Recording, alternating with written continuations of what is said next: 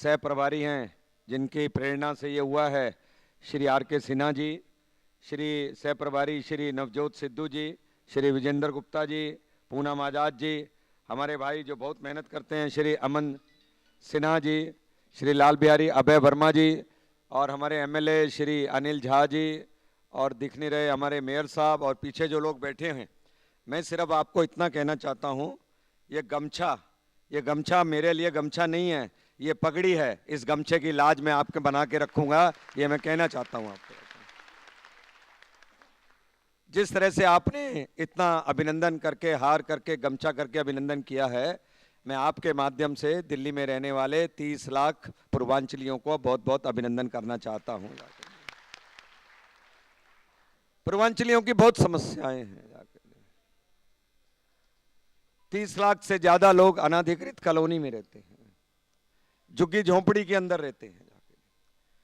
विभिन्न प्रदेशों से आए, इसलिए आए कि दिल्ली के अंदर घर बसेरा बना सकेंगे, जाके 2 जून की रोटी जुटा सकेंगे जी, और यहाँ पर काम करके दिल्ली का विकास कर सकेंगे जी।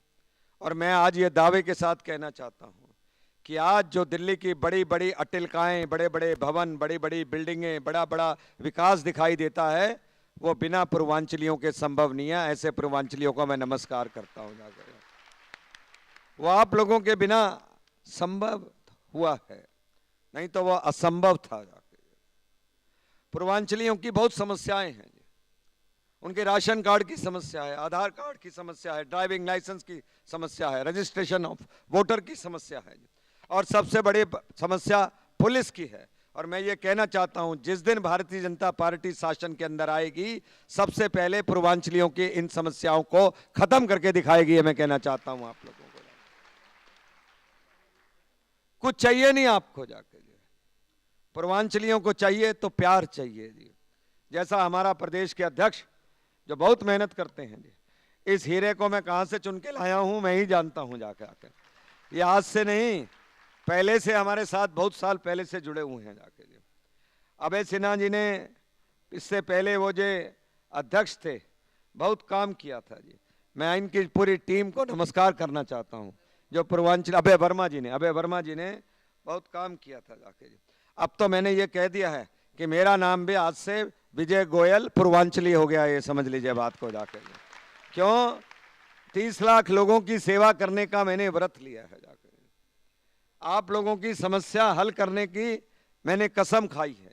और मैं आज आपको यह कहना चाहता हूं, विजय गोयल के दरवाजे 24 घंटे आपके लिए खुले हैं। आधी रात को आना, आजमा कर देख लेना, कोई समस्या हो उसके लिए हल करनी है। आते हैं लोग हमारे पास अस्पताल और दूसरी समस्याओं के लिए, एक एक समस्या को निदान करते हैं। आज 3.5 लाख लोग हमारी फेसबुक के ऊपर हैं, और खाली फेसबुक पे हम उनसे चैटिंग नहीं करते, उसके अंदर जितनी समस्याएं आती हैं उनको हम हल करने की भी कोशिश करते हैं। दोस्तों, 15 साल के अंदर कांग्रेस ने पूर्वांचलियों को, गरीब आदमी को इग्नोर किया है। जाके उनकी समस्याओं पर उन्होंने ध्यान नहीं दिया है। इसलिए आप देखते हैं आज अनाधिकृत कॉलोनियों को कहते हैं निमित्त नहीं हुई जी। सीवर की वहां व्यवस्था नहीं है, पानी की व्यवस्था नहीं है, बिजली के बिल आसमान के ऊपर जा रहे हैं। जो गरीब आदमी अपना देश परदेश छोड़कर यहाँ पर आके बसा है, वो इसलिए बसा कि 2 जून की रोटी जुटा सके जी। किंतु दिल्ली के अंदर महंगाई इतनी हो गई है जिसका कहना नहीं है। बोलो, दिल्ली में महंगाई है या नहीं है? दोनों हाथ खड़ के बताइए, महंगाई है या नहीं है? दिल्ली में हर चीज महंगी हो गई है। पेट्रोल, डीजल, गैस महंगा हुआ है, आटा, तेल, दावल, चावल, चीनी महंगी हो गई, और तो और टमाटर आलू के साथ प्याज भी महंगी हो गई। 2 रोटी के साथ आदमी प्याज रखकर उस पर खा लेता। जाके प्याज ने अगर आपको खाया है तो इस कांग्रेस की सरकार को प्याज खा जाएगी। बोलिए, इस कांग्रेस की सरकार को, क्योंकि प्याज महंगाई का द्योतक है। जाके पीने का पानी मिलता नहीं है। अगर आपको मालूम हो तो 40 लाख लोग अनाधिकृत कॉलोनी में, 30 लाख लोग झुग्गी झोंपड़ी में, 10 लाख लोग स्लम के अंदर रहते हैं, 5 से 10 लाख लोग गांवों के अंदर है, जहां पर मूलभूत सुविधाएं नहीं है। आज आप स्कूलों में जाओ तो पब्लिक स्कूलों में फीस बहुत महंगी है, और सरकारी स्कूलों में बिना पढ़ाए बच्चों को पास कर दिया जाता है। आपको मालूम है 8वीं क्लास का एक बच्चा अपनी उत्तर पुस्तिका में लिख के आया, हिम्मत है तो फेल करके दिखाओ, हिम्मत है तो फेल करके दिखाओ। बताओ पास हुआ या फेल? पास। क्यों? मुख्यमंत्री ने कह दिया रिजल्ट अच्छे आने चाहिए। 10वीं का परिणाम 99.5%। बच्चे किसके पढ़ते हैं? गरीब के, पूर्वांचली के, उत्तरांचली के, इनके गरीबों के बच्चे पढ़ते हैं वहां। और 12वीं का परिणाम 88.5%। 7वीं क्लास की अम्मा गई मास्टर के पास, मास्टर इसको नाम तो लिखना आता नहीं, तने इसको 7वीं में पास कर दिया है। एक एक क्लास के अंदर 100-100 बच्चे हैं, इसलिए क्या करते हैं 30 बच्चे सोम आ जाओ, 30 बच्चे मंगल आ जाओ, 30 बच्चे बुध आ जाओ। ऐसे स्कूल चल रहे हैं जाके। पानी के बारे में 850 एमजीडी पानी, मुख्यमंत्री अब कहती हैं कि भाई पानी पीना कम कर दो, जाके पानी पीना कम कर दो। दिल्ली के लोग पानी बहुत बर्बाद करते हैं, ये मुख्यमंत्री कहती हैं। और बिजली जब महंगी हो गई तो मुख्यमंत्री ने क्या कहा, कांग्रेस की सरकार ने, कि बिजली का एक बल्ब और एक पंखा चलाओ सिर्फ, बाकी चीजें टीवी शीवी फ्रिज व्रिज सब बंद कर दिए जाकर। और तो और शर्म आनी चाहिए जब मैंने देखा शीला दीक्षित ने बयान दिया कि दिल्ली के अंदर जो अपराध बढ़ रहे हैं वो पूर्वांचलियों के कारण बढ़ रहे हैं। उन्होंने बयान दिया, हम इसका निंदा करते हैं, शर्म करते हैं। जाकर उनको रहना नहीं आता, उनको चलना नहीं आता। ये जो कॉमनवेल्थ गेम्स के अंदर इतना बड़ा स्ट्रक्चर खड़ा हो गया, ये किसने स्ट्रक्चर खड़ा किया? ये जो पूरी की पूरी दिल्ली बस गई, ये किसने दिल्ली बसाई? वो जो खून पसीना जिसने लगाया वो किसने लगाया?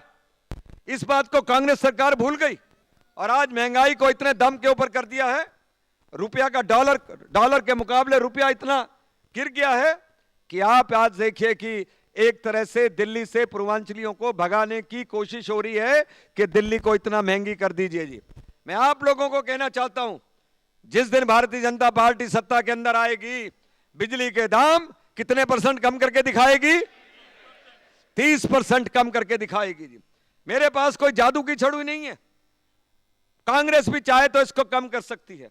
मोबाइल के दाम 1996 में 16 रुपए थे, आज 30 पैसे पे दाम आ गए हैं। क्यों? एयरटेल, एयरसेल, इन सब का कंपटीशन कराया। हम भी जब आएंगे तो इन बिजली कंपनियों का कंपटीशन करा देंगे, टाटा का, बीएससीएस का, बीवाईएल का, एनडीपीएल का, और बिजली का दाम 30% कम आ जाएंगे। हम पानी की समस्या हल करके दिखाएंगे। मुनक नहर जिसके ऊपर 440 करोड़ रुपया खर्च कर दिया और एक बूंद पानी नहीं आया, उस दिन हुड्डा जी के हलक से हम उस पानी को निकाल कर लाएंगे मुनक नगर के, मुनक नहर से पानी लेकर आएंगे जिस दिन हम सत्ता के अंदर आएंगे। पानी की समस्या डिस्ट्रीब्यूशन की समस्या है जी। वाटर ट्रीटमेंट प्लान एक तरफ है और पानी दूसरी तरफ चाहिए, उस तरफ तक पानी की पाइपलाइनें नहीं है। दिल्ली के अंदर 40% एरिया के अंदर सीवर लाइन नहीं पड़ी हुई है जी। दिल्ली के अंदर आप ये देखेंगे पानी की लाइनें नहीं बिछी हुई हैं जी। दिल्ली के अंदर आप देखेंगे आज भी मोटी मोटी तारें बिजली की ऊपर से जा रही हैं जी। दिल्ली के अंदर आप देखेंगे तो अपराध आसमान के ऊपर बढ़ गए हैं। जब खुद मुख्यमंत्री कहेंगे कि उनकी बेटी सुरक्षित नहीं है दिल्ली के अंदर, तो मेरी सारी मां बहनें डर जाती हैं कि ये मुख्यमंत्री की बेटी सुरक्षित नहीं है, हमारे को क्या सुरक्षा देगी जाके। जिस दिन बीजेपी की सत्ता के अंदर आएगी उस दिन हमारा इकबाल इतना बड़ा होगा कि अपराधियों को डर होगा और अपराधियों को पता होगा कि एक अपराधी भी छूट के नहीं जा सकता जी। पुलिस चलती है, अपराधी डरते हैं, इकबाल से जाके चलते हैं। अगर गवर्नमेंट का इकबाल है, पुलिस का इकबाल है, तो एक अपराध नहीं हो सकता है जाके। दोस्तों मैं लंबा नहीं बोलना चाहता जी। दिल्ली की बहुत समस्याएं हैं जाके। दिल्ली को स्लम बना के डाल दिया गया है जाके, और उसके ऊपर लोगों को उनके हाल के ऊपर छोड़ दिया है कि जाइए जब मर्जी चाहें, सड़कें भर जाएंगी पानी से, कभी ना कभी तो पानी निकल जाएगा। प्याज के दाम 80 रुपए से 100 रुपए बढ़ जाएंगे, कभी ना कभी तो नीचे आएगा जी। रुपए का अमूल्यन हो जाएगा, कभी ना कभी तो ठीक हो जाएगा। किंतु उसके लिए चाहिए विजन चाहिए, सपना चाहिए जाके। दिल्ली की 5 साल की प्लानिंग नहीं, दिल्ली की 20 साल की प्लानिंग चाहिए। 20 साल बाद कितनी सड़क चाहिए, 20 साल बाद कितना सीवर चाहिए, 20 साल बाद कितना पानी चाहिए, 20 साल बाद कितने स्कूल कॉलेज यूनिवर्सिटी चाहिए, 20 साल बाद कितनी बिजली चाहिए, उसकी अगर आज नहीं सोच बनाएंगे तो ये बिजली विकास नहीं हो पाएगी। और हम ये कहना के जाना चाहते हैं, भारतीय जनता पार्टी 20 साल की प्लानिंग करके आज से काम कर शुरू करेगी जब से सत्ता में आएगी। और पूर्वांचलियों के लिए मैं कहना चाहता हूं, मैं सूरज होने का दावा नहीं करता, मैं सूरज होने का दावा नहीं करता और मिटाने का अंधकार पृथ्वी से, किंतु मैं एक दिया जरूर हूं। तम से युद्ध करना एकमात्र मेरा लक्ष्य है। हवाएं दुखों की और अंदर तकलीफों की मेरी लौ को डिगा तो सकती हैं, लेकिन बुझा नहीं सकती, लौ को डिगा तो सकती हैं लेकिन बुझा नहीं सकती। जय हिंद, जय भारत।